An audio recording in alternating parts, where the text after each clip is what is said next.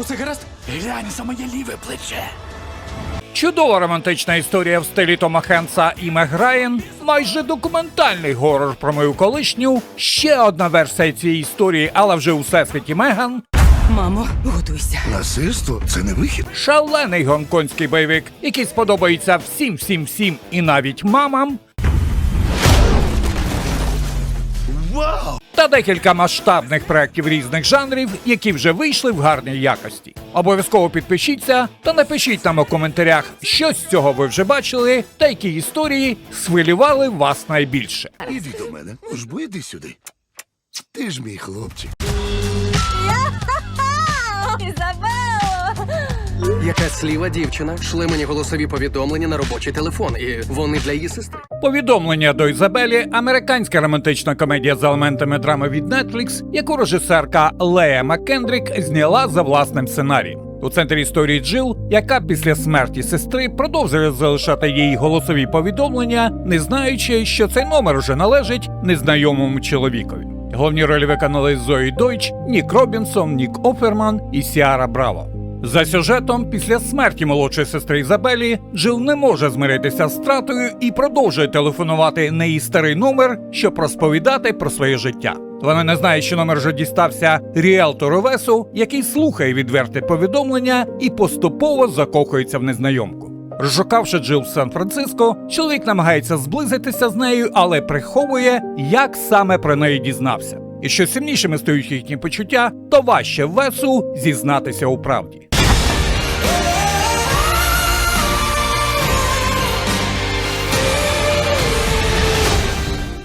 О, Господи. Мій брат у лікарні. З ним все добре? Буде добре. Потрапив в аварію, та йому пощастило. А хто це? Фільм «Братик» – американська комедія Netflix від режисера Мета Спайсера. У центрі історії успішний ріелтор Рад, чиє ідеально влаштоване життя раптово летить під три чорти, коли в ньому знову з'являється ексцентричний братик Маркус. Головні ролі виконали зіркові Джон Сіна, Мішель Монаган та комік-телеведучий Ерік Андре. Треба думати. Чувак за вікном стяв з машини. За сюжетом фільму Рад дізнається, що й давно призабутий братик Маркус опиняється в лікарні і потрібно його навідати.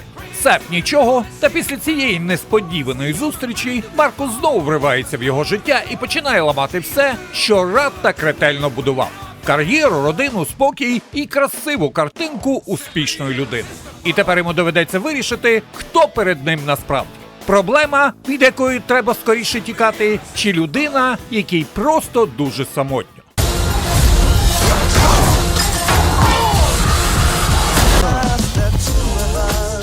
Дре, кицю, вдихни.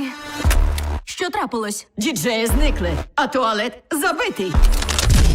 Тобі за 30, а ти все ще влаштовуєш вечірки? Приготуйтеся, це буде наша найкрутіша вечірка. Ми ж не готові. Ми ніколи не готові. Клубний зомбі-апокаліпсис – хорор-комедія від режисерки та сценаристки Тіни Ромеро. Доньки того самого Джорджа Ромеро, батька сучасного зомбі-кіно.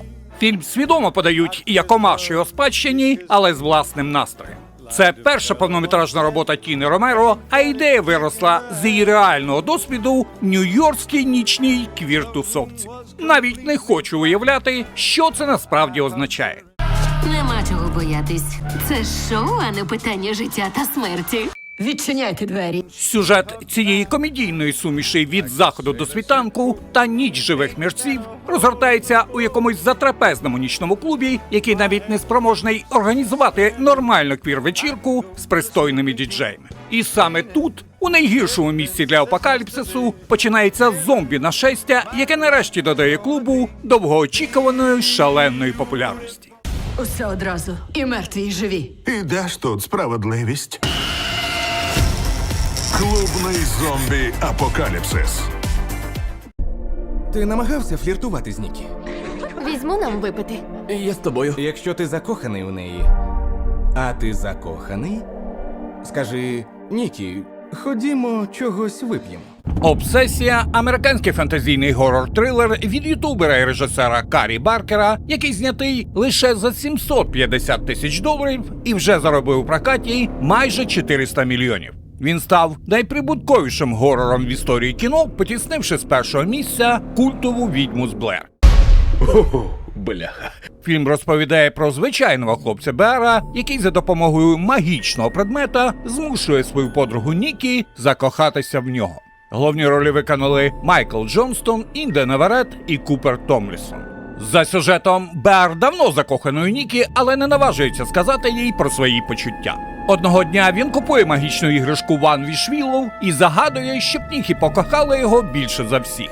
Бажання виконується, але поведінка Нікі швидко стає моторошно нав'язливою і навіть небезпечною. Тепер Беар розуміє, що отримав не омріяне романтичне кохання, а справжній кошмар. Як влучно кажуть, бійтесь своїх бажань. Я люблю тебе. Я люблю тебе. Люблю тебе! Обсесія. Я знайшов дещо. У магазині. Гаразд. Що саме? «Бекрумс. Залаштунки» – новий американський науково-фантастичний хорор від режисера Кейна Парсонса, автора вірусної веб-версії «Бекрумс».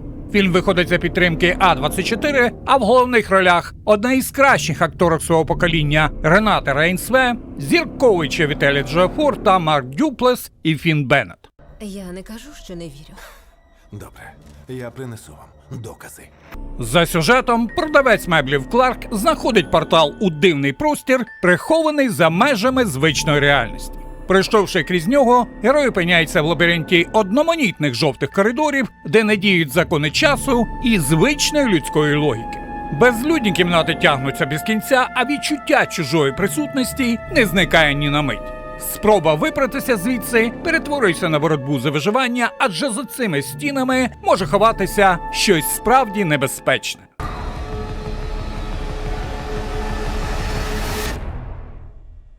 Гарно тут. Правда?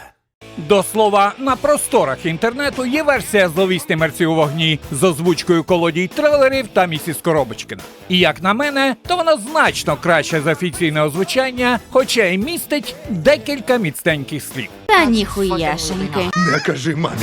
А ще обов'язково підпишіться на телеграм-канал «Колодій трилерів», бо там ви знайдете чимало цікавенького. Здуріти. Скажіть? Шукаєш когось? Я теж. Моя дружина зникла.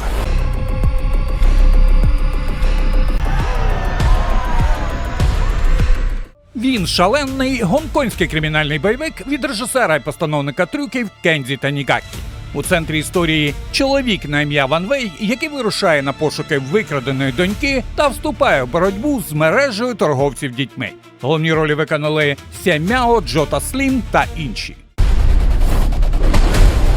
За сюжетом, доньку Ван Вея викрадають просто в нього на очах, а корумповане керівництво місцевої поліції відмовляється її шукати, щоб прикрити злочинний бізнес. Тоді чоловік сам виходить на слід злочинців і випадково знайомиться з журналістом Навіном, який розшукує зниклу дружину. Разом вони виходять на злочинну організацію, яка викрадає і продає дітей. Ван Вей не дуже балакучий, зате чудово володіє бойовими мистецтвами, тому довгих і нудних розмов із викрадачами тут точно не буде.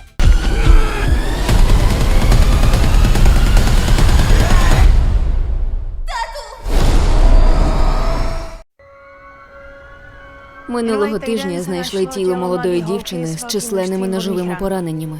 А тепер знайшли тіло ще однієї дівчини за 5 кілометрів від першої. «Гра вбивці» – чеський кримінальний трилер від режисера Яна Тешетеля, знятий за романом Крістіни Трипкової, який визначили найкращим чеським детективом 2021 року. У невеликому містечку на півночі Чехії детективи Лаура Лінгартова і Адам Бенеш розслідують жорстоке вбивство молодої студентки, яке схоже на попереднє, однак нові докази змушують їх повністю переглянути справу. Головні ролі виконали Крістіна Ришка, Криштоф Гадек та інші. Надішліть усіх, кого маєте. Здається, я знайшла місце вбивства. За сюжетом, тіло Анни Пітнерової знаходять біля річки, а обставини злочину дуже нагадують інше жорстоке вбивство. Поліція швидко знаходить підозрюваного, який уже був засуджений за схожий злочин, але нові докази доводять, що цього разу він невинний. Лаурі Адаму доводиться відкинути першу версію вбивства, та уважніше придивитися до людей з оточення загиблих. Ситуацію ускладнюють різні характери детективів і непросте спільне минуле, про яке вони не люблять згадувати.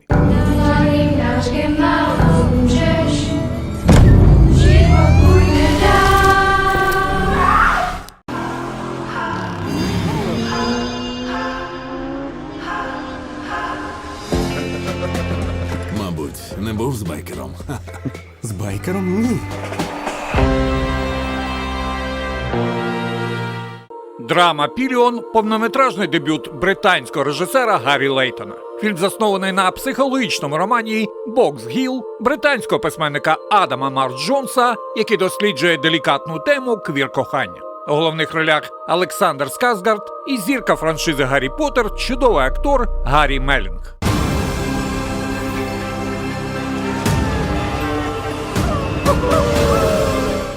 За сюжетом цієї романтичної драми життя головного героя Коліна минає повз нього через його нерішучість. Та одного дня він зустрічає впевненого в собі лідера банди байкерів Рея.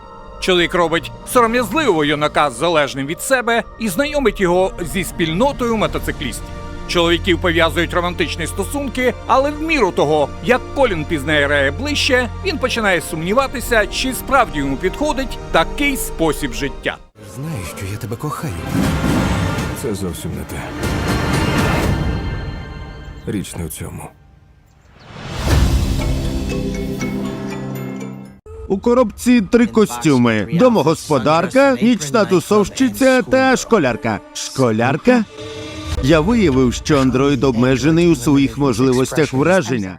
Soulmate – американський фантастичний горор-трилер від режисерки Кейт Долан і третій фільм у всесвіті Меган. За своєю ідеєю, це суміш Меган і обсесії.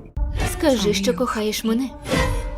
Інженер-півець тестує андроїдку зі штучним інтелектом і намагається створити з нею ідеальну супутницю. Але, як мені здається, він дещо перестарався з усіми тими специфічними тестами та просто її зламав. Він що, серйозно? Це ж ні.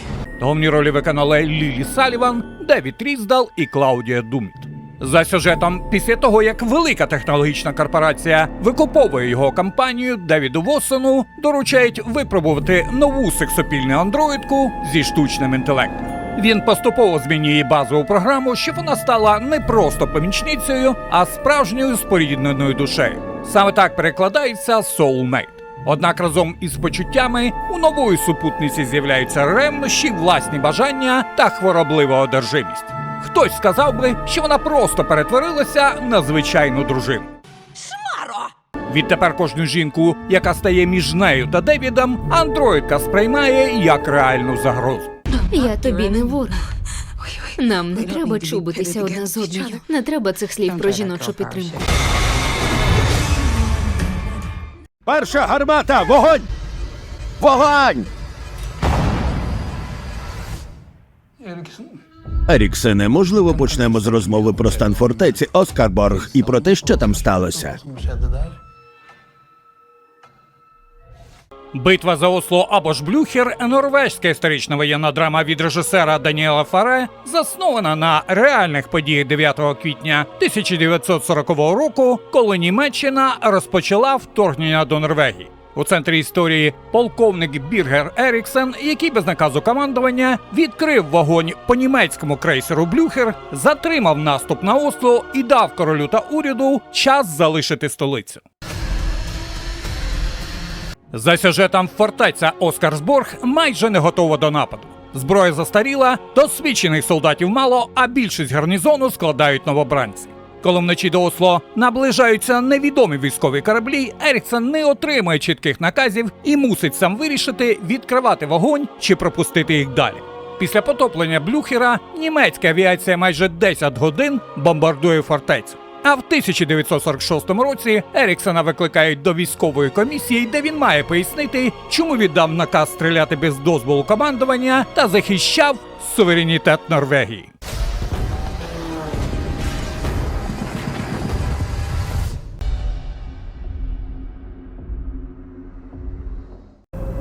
Усе, що кажуть про Робіна Гуда, всі історії, то брехня. Не був він героєм.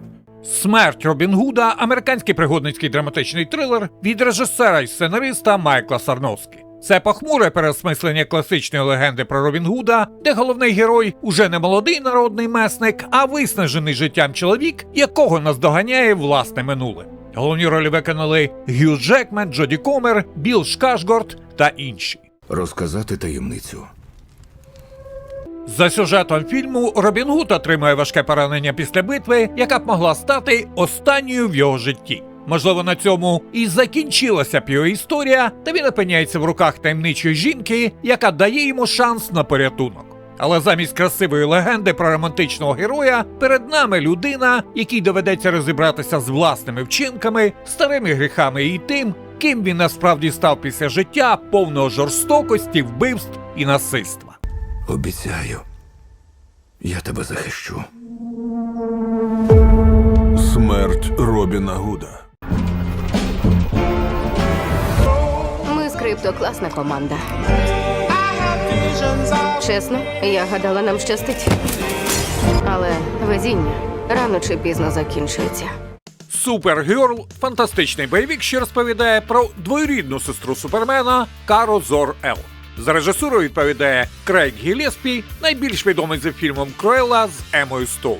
Насправді робоча назва нового проекту була «Супергерл. Жінка завтрашнього дня», бо він заснований на одноіменному коміксі, але згодом її скоротили.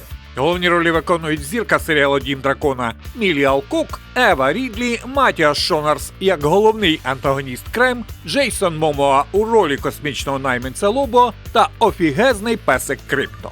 За сюжетом цієї жіночої версії супергеройської історії від DC, Кара Зор-Ел досі страждає від тяжкої депресії після подій на Криптоні, коли загинули усі її мешканці. Одного дня вона зустрічає дівчину Руті, яка просить допомогти їй помститися за вбивство батька. Винний у всьому головний лиходій Крем із жовтих пагорбів. Тож Кара погоджується, ловить першу ліпшу космічну маршрутку та вирушає з Руті на його пошуки. Ніби все нічого, але є одне питання. Яка падлюка образила милого песика Крипто? Що ж, схоже, це явно не скінчиться добром. Для вас, хлопці. Ми тут застрягли. Ми тут точно застрягли.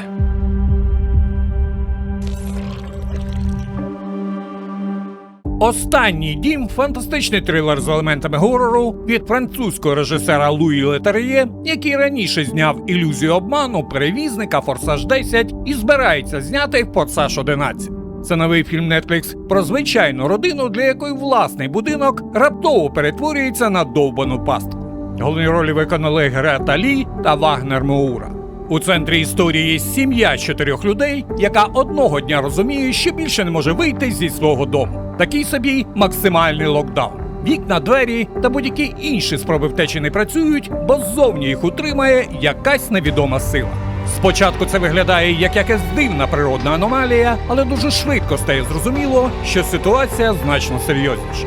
Людям доводиться виживати всередині власного будинку, економити ресурси і намагатися не з'їхати з глузду від невизначеності, страху та повної ізоляції. Ми безсилі. Мені шкода.